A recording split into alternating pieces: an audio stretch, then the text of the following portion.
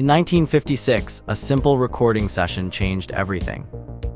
Elvis Presley stepped into a studio, laid down his version of Love Me Tender, and captured a sound so pure, so timeless, it felt like magic. It was a song with a melody as old as time, but Elvis's voice made it feel brand new. This wasn't just any recording, it was a moment that would launch a star into the stratosphere. Yet even Elvis knew this song, with its gentle tune and heartfelt lyrics, couldn't fail. He only needed 2 takes to make it perfect. But the man in charge, the producer, wasn't satisfied. Even though the playback was smooth, he felt Elvis sounded a bit flat. Elvis wanted to try again, but the producer at 20th Century Fox had other ideas. RCA, his new label, had more faith. They let Elvis do it his way. That quiet song would become one of the biggest hits of all time. But back then, not everyone saw Elvis's potential. Take Dennis Hopper, for example. He was an aspiring actor trying to make it big in Hollywood. He snuck into the studio to observe Elvis recording, hoping to learn something. But when the playback came on, Hopper was stunned. Elvis sang softly, almost as if he was talking to someone, not singing to a crowd. It was a style that most people hadn't noticed, but it was key to the song's magic. Elvis's journey to stardom was anything but smooth. Just 5 years before this moment, he was a cinema usher, dreaming of more, but his big break came quickly. The producer, David Weisbart, who had worked on James Dean's film Rebel Without a Cause, took Elvis under his wing.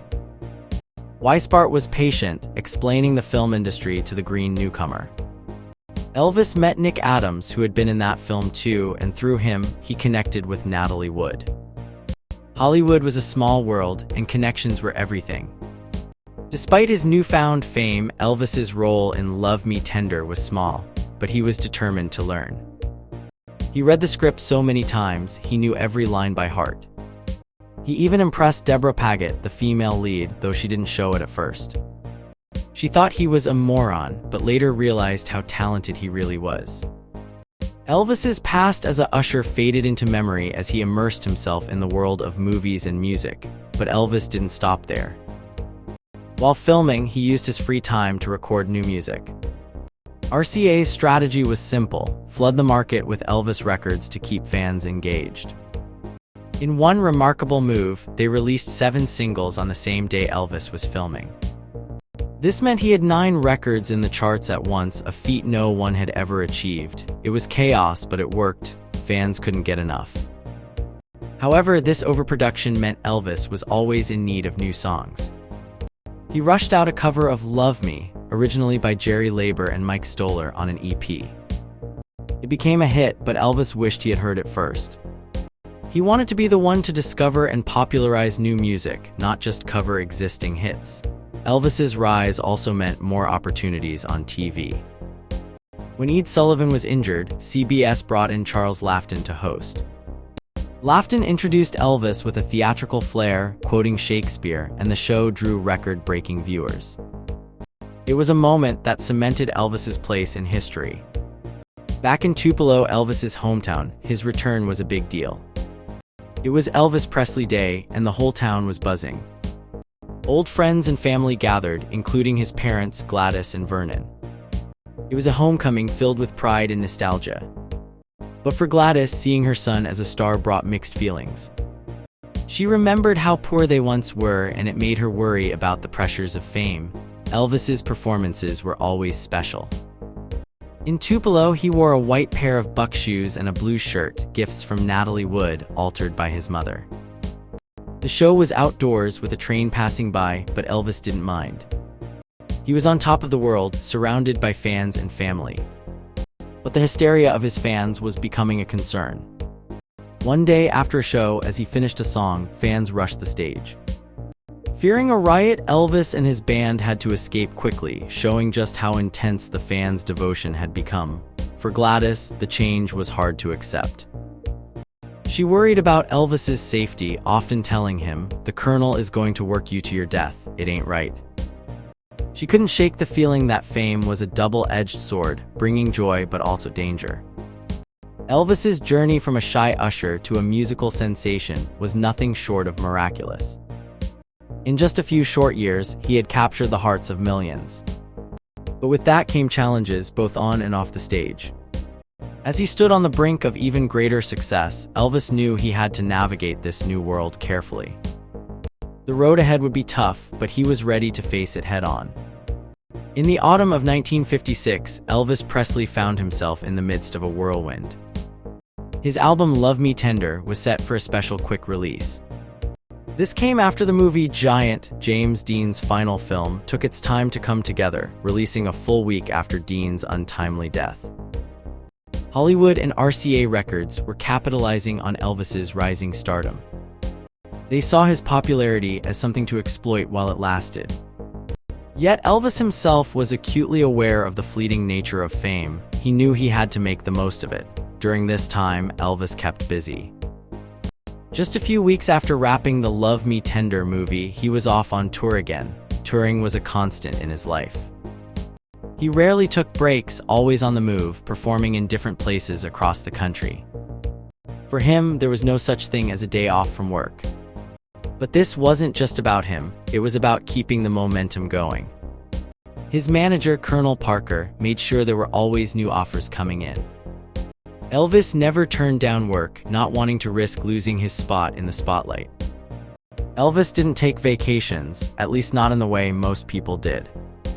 His life was a continuous cycle of performing, recording, and appearing on television. It was exhausting but exhilarating. He had to stay sharp, both in his music and his image. For instance, after a show in Tupelo, his parents couldn't afford dental work when he was growing up. But now, as a movie star, he needed a dazzling smile for his films. So he had his teeth capped, a task he took very seriously. He brushed his teeth several times a day, a habit that stuck with him for the rest of his life. Recording sessions were another part of his hectic schedule. One day, he went to the studio to lay down more tracks for Love Me Tender. The movie's producers had given a sneak peek to some audiences, and they weren't thrilled. Elvis' character died at the end, and some felt it was too sad. To address this, the plan was to have Elvis' ghost appear in the end credits, singing more of the title song to reassure fans he was still alive and well. After the tour in Texas, Elvis headed to New York for the second appearance on the Ed Sullivan Show. This time, Sullivan himself was there, visibly impressed. Elvis could feel the shift in the air. TV executives who had once doubted him were now eager to feature him. It was a clear sign of how quickly public opinion could change when ratings soared.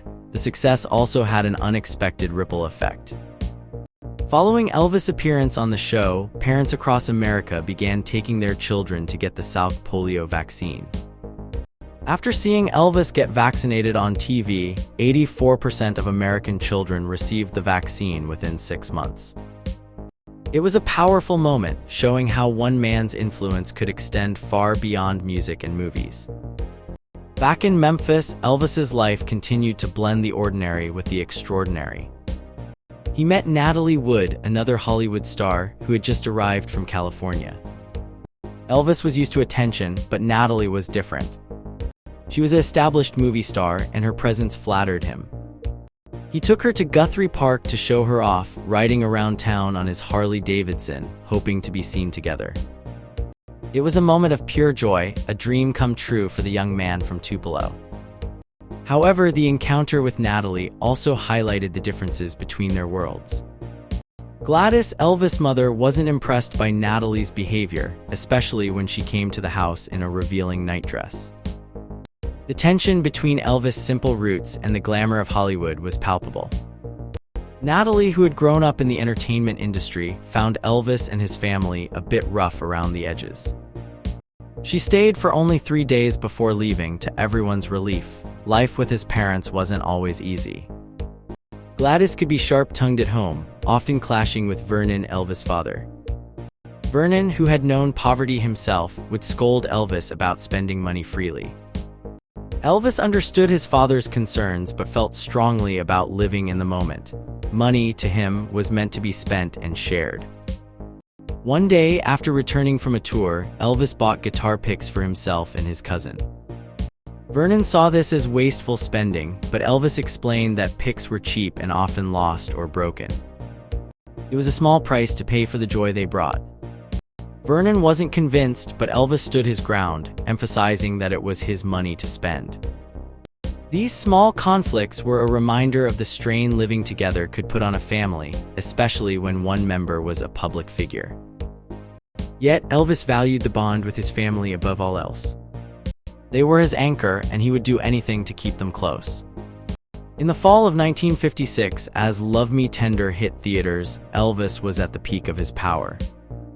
Hollywood and the music industry were both vying for a piece of him, knowing his influence was immense. But for Elvis, it was all just a part of a whirlwind journey he was still trying to navigate. He was grateful for where he was, but he never forgot his roots. And with each new challenge, he knew he had to keep moving forward for himself and for those he loved. After making his movie, Elvis Presley felt a mix of emotions. He had expected to be criticized, given his fame, but some of the mean comments still stung. People called him names and said he wasn't good enough. Though his dad, the Colonel, told him not to care, those words hurt. Elvis knew the criticisms weren't fair. He could sing and had worked hard. But seeing them in a big newspaper from far away made it harder to ignore. As his big year of 1956 came to an end, Elvis had done a lot. He sang in many towns, did TV shows, and even made a movie. But after all that, he needed a break. When he got home, he found it hard to relax. He had too much time on his hands. One day, while driving, he saw some cars at Sun Records, the place where he started his music career. Curious, he went inside. At Sun Records, Elvis saw his old friends, Carl Perkins and Jerry Lee Lewis, playing music together. It felt good to be back among people who understood him. They played songs, laughed, and shared stories. It reminded Elvis of simpler times before he became famous. During one of these get-togethers, Elvis realized how much he missed performing just for the joy of it, not as a big star. He felt free playing piano and singing with his friends without the pressure of being watched by fans and cameras, but he knew he couldn't stay like that forever. Being famous had its perks, like being rich and having many admirers, but it also had downsides. Elvis often felt trapped by his fame. People expected him to be something he wasn't all the time. It was like being in a cage, but instead of bars, it was the attention and expectations from everyone around him. Just a short time before, he made Heartbreak Hotel, and now people said he was one of the most famous men in America after the president. It was a lot to handle. Despite the challenges, Elvis was grateful for his music. It let him connect with young people across America. He was no longer just a boy from Memphis, he was a symbol for many, but with this fame came dangers. One time at a gas station, some fans got too aggressive and Elvis had to defend himself. Though he wasn't arrested, it was a wake-up call. He learned that he had to be careful and sometimes stand up for himself. As Elvis drove back home, surrounded by fans, he thought about his life. Fame was a wild ride full of ups and downs. He had what many dreamed of: success, wealth, and love. But he also had to deal with the constant attention and the difficulty of living a normal life. Elvis knew he had to find a way to be himself, even amidst all the glitz and glamour.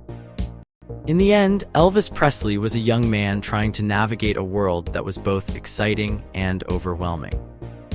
He held onto his roots and his music, the things that made him who he was, while figuring out the best way to handle his extraordinary life.